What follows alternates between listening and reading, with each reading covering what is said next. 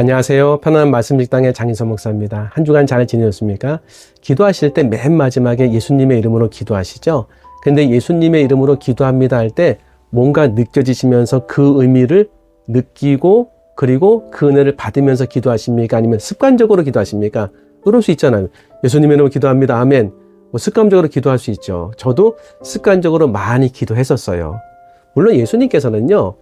내 이름으로 구하라고 말씀하셨습니다. 요한복음 16장 24절에 보면은 지금까지는 너희가 내 이름으로 아무것도 구하지 아니하였으나 구하라 그리하면 받으리니 너희 기쁨이 충만하니라. 맞습니다. 그런데 예수님의 이름으로 기도하는 것이 너무 습관적인 거예요. 그 느낌을 알지 못하고 그냥 후루룩 지나가는 것이 너무나 많았습니다. 그런데 새벽마다 마가복음을 설교하고 있는데 예수님에 대해서 알기 시작하니까요. 그분이 나에게 어떤 은혜를 주셨는지 경험하기 시작하니까 그 이름으로 기도한다는 게 달라지더라고요. 굉장히 달라졌습니다. 그래서 그냥 습관적으로 그냥 예수님의 이름으로 기도합니다. 그렇게 끝나는 것이 아니라 그게 느껴지면서 기뻐하면서 감사하면서 기도를 마치게 되더라고요. 이게 은혜 아니겠습니까? 그래서 예수님의 이름으로 기도하는 것에 대한 의미를 알게 되면 기도가 은혜가 돼요. 은혜가. 그리고 기도가 기쁨이 됩니다. 그리고 마칠 때요 감사가 나타나요. 그래서 오늘 어떻게 하면 이 예수님의 이름으로 기도하는 것의 의미를 알 수 있는지 세 가지로 말씀드릴 텐데 첫 번째 예수님에 대한 사건은 중풍병자를 치료하신 예수님이십니다. 여러분 잘 아시는 대로 마가복음 2장에 보면은요 중풍병자를 치료하신 예수님이 나옵니다. 사람들이 중풍병자를 4사람이 들 것을 가지고 와서 예수님께 데리고 오는데 사람이 너무 많아서 지붕 위로 올라가요. 그래서 지붕을 뚫지요. 믿음이 있는 겁니다. 그때 예수님의 첫 마디는 중풍병을 치료하는 말씀이 아니라 죄사함의 말씀이었어요. 제가 읽어드리면 마가복음 2장 5절 예수께서 그들의 믿음을 보시고 중풍병자에게 이르시되 작은 자야 내 죄사함을 받았느니라 하시니 작은 자야 내 죄사함을 받았느니라. 그러면 이 작은 자는 이 말씀 듣고 믿었을까요? 안 믿었을까요? 저는 그게 궁금하더라고요. 근데 지금 이 작은 자가 저라고 한번 생각해 보면은 아니 지금 영상 보시는 우리 그 성도님이라고 한번 생각해 보세요. 지금 예수님 말씀하십니다. 작은 자야 내 죄사함을 받았느니라. 그럼 느낌이 딱 이렇게 될 수 있죠. 뭔가 그거 말씀할 때 찌릿하고 와가지고 내가 확 믿어지는 그럴 수도 있겠죠. 그런데 믿음은 들음에서 나며 들음은 그리스도의 말씀으로 말미암니라. 이건 지금 믿으라고 하신 말씀 아닙니까? 그런데 생각보다 죄사함에 대한 믿음이 약한 분들과 작은 분들과 때론 없는 분도 계신 거예요. 이 믿음이 있어야 죄사함도 받더라고요. 그러니까 신앙생활 오래 했는데 죄에 대해서 계속 고통을 당하고 정죄를 당하고 괴롭힘을 당하는 거예요. 물론 죄를 지으면요 잘못을 뉘우치면서 회개해야 되죠. 그런데 정죄가요 계속 일어납니다. 영상에서 말씀드렸습니다. 죄를 지으면 이 죄가 나를 정죄합니다. 근데 정죄는 하나님이 원하시는 게 아닙니다. 하나님 원하시는 건 회개 아니겠습니까? 그런데 우리는 죄에 대해서 계속 고난을 당하고 고통을 당하고 그 가운데 죄로부터 자유함을 아직 받지 못한 거예요. 그러면 이 죄사함 받은 사람은 어떤 신앙 상태가 될까요? 제가 경험해 보니까 이건 제가 경험해 본 겁니다. 이런 상태더라고요. 죄사함을 받기 전과 물론 죄사함을 받았다고 마음으로 믿어요. 근데 이 믿고 싶은 믿음 말고 믿어지는 믿음으로 가니까요. 마음에 자유함이 생겨요. 기쁨이 생기고 죄를 졌을 때 이렇게 되더라고요. 하나님 이 죄까지도 아니 예수님 이 죄까지도 예수님 십자가에서 다 값을 치르셨군요 하면서 눈물 나고 하나님 앞에 너무 송구하고 예수님 앞에 감사한 마음이 생기더라고요. 그리고 금방 일어서게 돼요. 그 죄사함의 은혜를 통해서.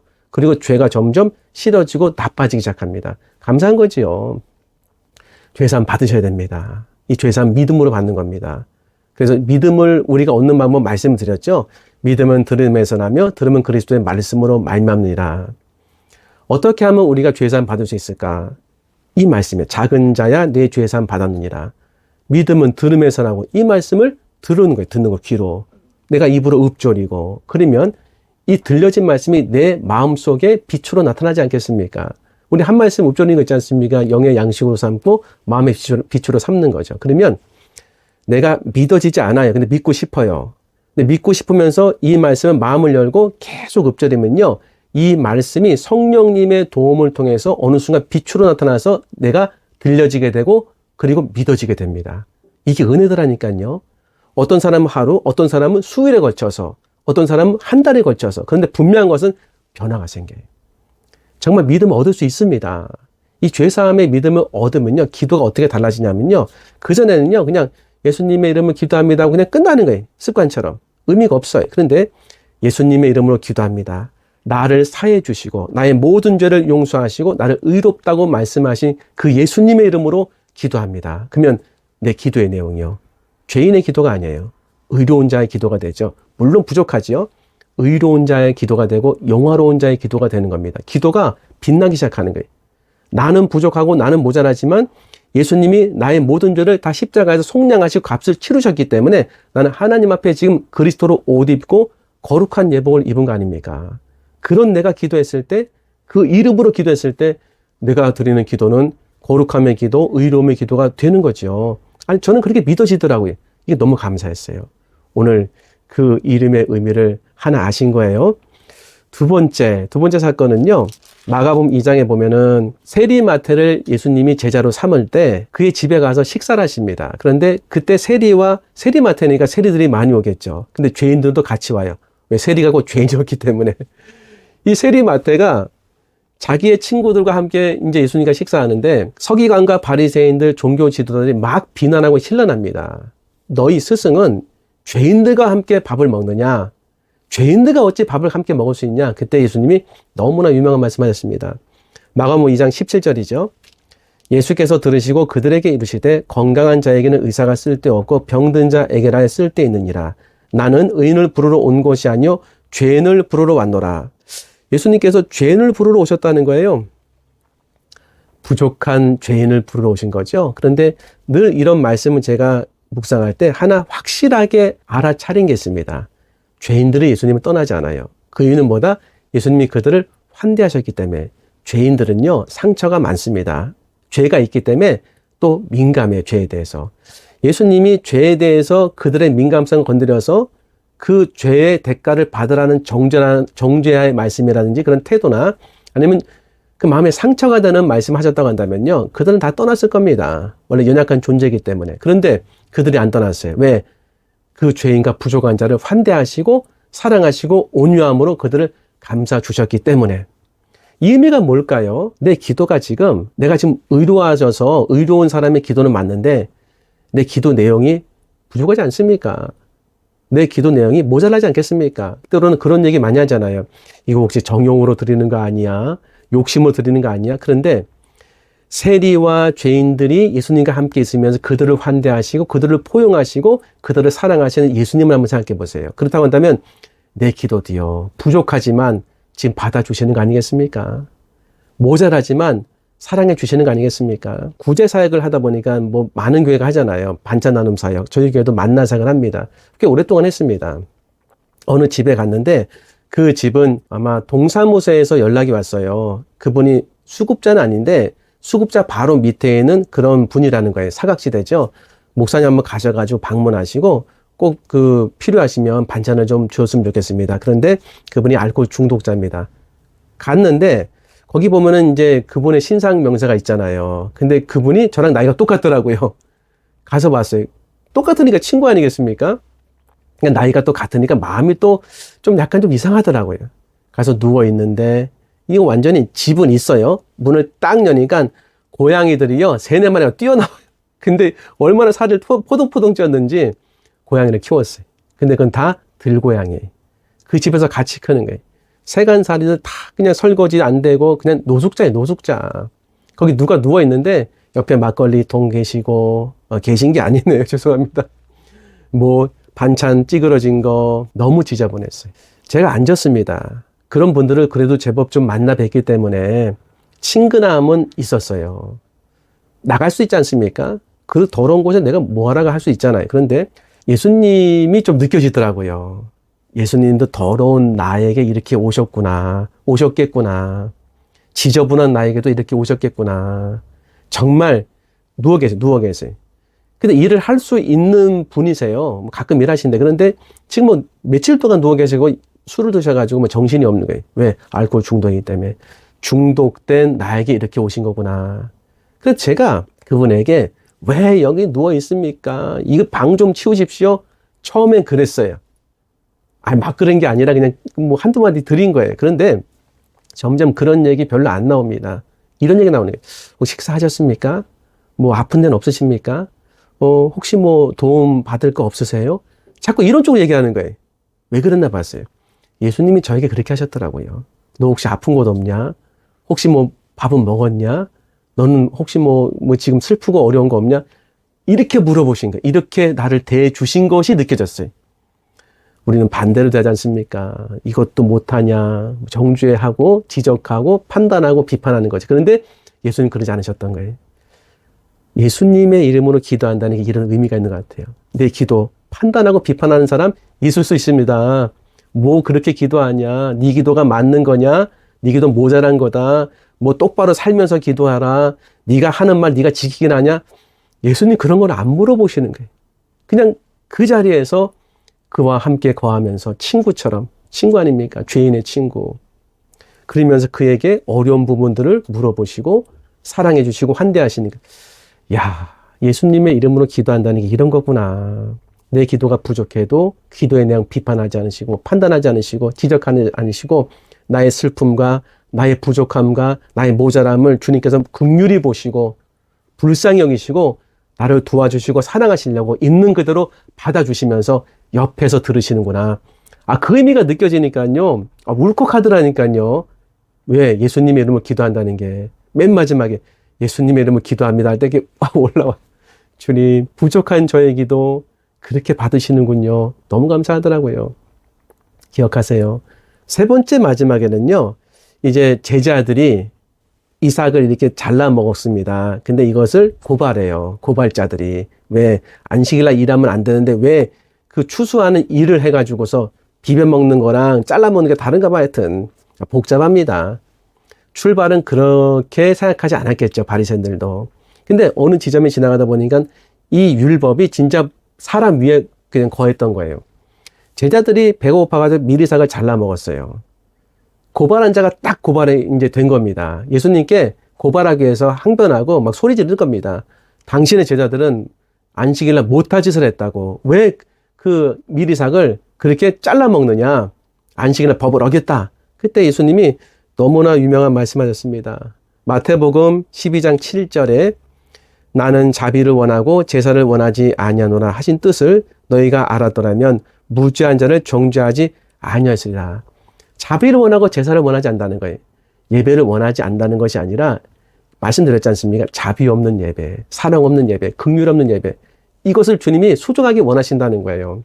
그런데 가만히 보면 제자들이 잘못했어요. 제자들이 그냥 뭐 한 끼 굶어도 죽진 않잖아요. 제자들이 잘못해서 예수님이 지금 곤란을 당해요. 이번뿐만이 아닙니다. 예수님은 제자들이 잘못한 거 전부 다 받으셨어요. 그래서 이게 맞다.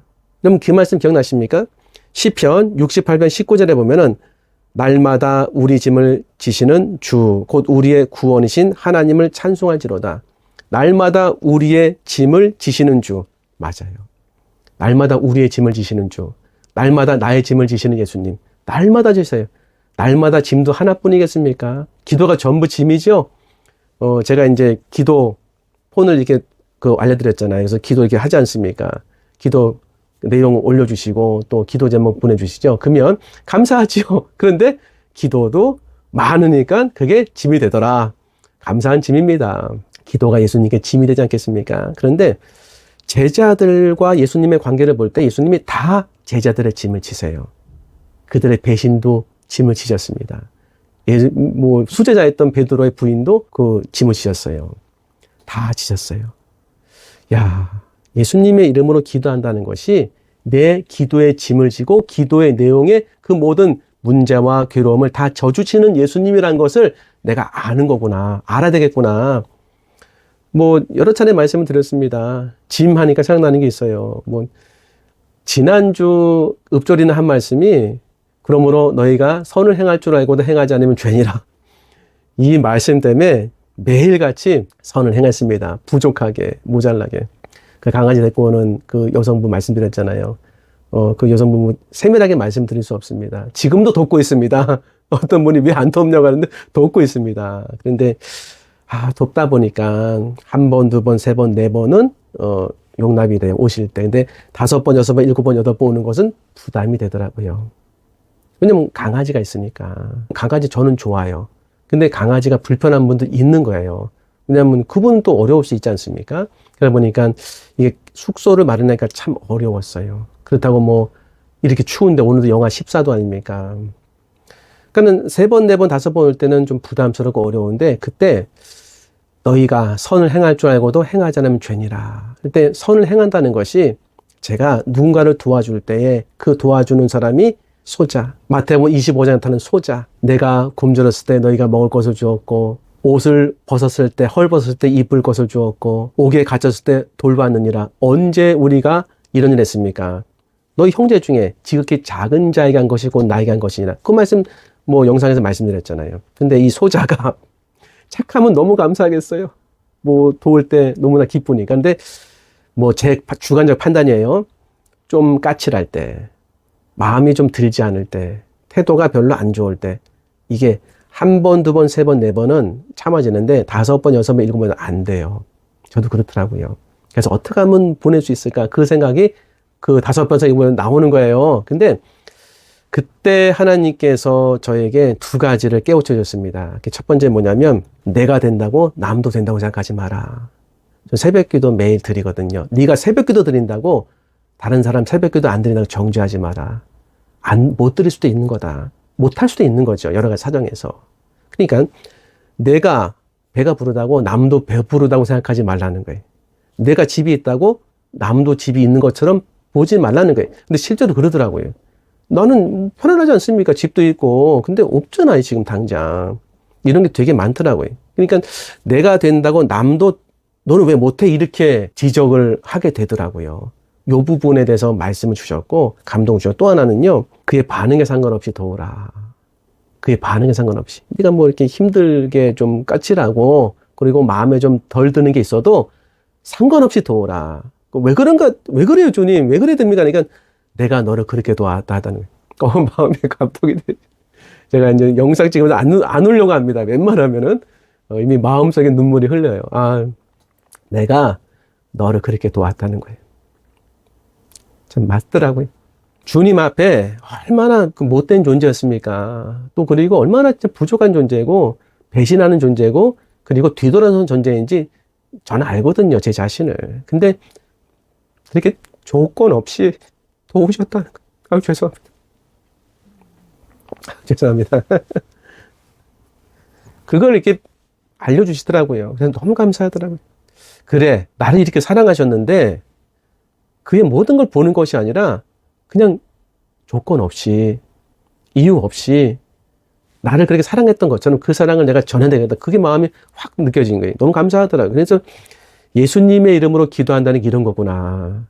내가 부족하고 모자라고 내가 하나님 앞에 정말 말도 안 되는 그런 모습 서도 그냥 있는 그대로 사랑해 주시고 받아주시고 은혜를 주시는 그 예수님의 이름을 생각하면서 그 예수님을 생각하면서 기도하는 거구나 알게 됐어요. 아, 빨리 정리해야 되겠습니다. 구도 몰라가지고. 죄송합니다. 정리하겠습니다. 예수님의 이름으로 기도할 때 그 의미를 알아야 되겠더라고요. 예수님이 어떤 분인지 알면 의미를 확실히 알게 됩니다. 첫 번째 뭡니까? 나의 모든 죄를 십자가에서 죽음을 통해서 그 보혈을 통해서 용서해 주신 분입니다. 내 모든 죄를 용서해 주신 그분의 이름으로 기도하는 거예요. 그러면 나는 지금 용서받은 자로서 그 자격으로서 거룩한 자가 되고 의로운 자가 된 그 자격으로 기도한다는 거예요. 감사하지요. 그리고 건강한 자에게는 의원이 쓸데고 병든 자에게는 쓸데있느니라. 내가 의인을 부르러 온 것이 아니요 죄인을 부르러 왔노라. 아멘입니다. 예수님께 갈 때 모든 죄인들이 예수님 떠나지 않았습니다. 부족하고 모자란 그 사람들을 예수님은 다 받아주셨어요. 내 기도 내용이 모자랄 수 있죠. 부족할 수 있습니다. 그때 예수님은 죄인을 있는 그대로 사랑하시고 받아주시고 그를 환대하신 그 이름으로 기도하는 겁니다. 여러분의 기도 내용 부족할 수 있습니다. 모자랄 수 있습니다. 그런데 예수님의 이름으로 기도한다는 것은 그 부족함을 있는 그대로 다 받아주시고 있는 그대로 들어주시는 그 예수님의 이름으로 기도한다는 걸 믿으셔야 돼요. 세 번째는요. 제자들 편에 서셔서 제자들의 배고픔을 아시고 날마다 그 짐을 져주시는 예수님, 제자들의 문제를 져주시는 예수님, 대신 고난당하신 예수님, 그 예수님이죠. 우리의 기도의 짐, 얼마나 많은 짐이 예수님께로 가고 있습니까? 저는 한번 이거 생각해 봤어요. 예수님에게 짐을 주는 게 당연한 건가? 우리는 너무 당연하게 예수님에게 짐을 져달라고 얘기하고 기도 응답해달라고 너무 당연하게 얘기해요. 당연한 건 아니더라고요. 엄청난 헌신과 희생을 통해서 예수님은 우리의 구주가 되신 거더라고요. 그래서 날마다 짐을 져주시는 예수님 앞에 우리가 감사하고 기쁨으로 드리면서 그분이 우리에게 말씀하시는 겁니다. 내가 나에게 까칠하고 부족하고 배반하고 등을 돌려도 그냥 너를 돕고 사랑했다. 왜? 그게 나의 사랑이다. 그 사랑으로 나를 감싸 주시는 거예요. 그래서 예수님의 이름으로 기도한다는 그 사랑을 내가 지금 받고 있는 겁니다. 여기까지 들으셨다고 한다면요, 오늘 예수님에 대해서 관심이 있는 분입니다. 그리고 예수님께서 자신을 계시하시는 분이라고 생각합니다. 좀 힘을 얻으시고 은혜를 좀 받으셨으면 좋겠어요. 그리고 예수님으로 기도할 때에 이제 의미를 좀 느끼면서 기도하라는 말씀을 생각합니다. 자, 기도하겠습니다. 하나님 감사합니다. 저희의 모든 죄를 용서해 주시고 사해 주심을 감사합니다. 저희가 예수님을 통해 죄 사함 받았습니다. 그 은혜 너무너무 감사합니다. 부족한 저희, 모자른 저희, 세상의 모든 것에 중독된 저를 주님께서 불쌍히 여기시고 있는 그대로 받아주시고 죄인인 저를 있는 그대로 용납해 줬습니다. 저희 부족한 기도도 그렇게 받으신 줄 믿습니다. 저희 모든 것을 다 아시는 주님께서 날마다 저희의 짐을 져주시고 은혜 베풀어 주심을 감사합니다. 예수님 이름으로 기도합나이다. 아멘. 감사합니다. 다음번에 더 좋은 영상으로 인사 올리겠습니다. 고맙습니다. 구독도 부탁드리겠습니다.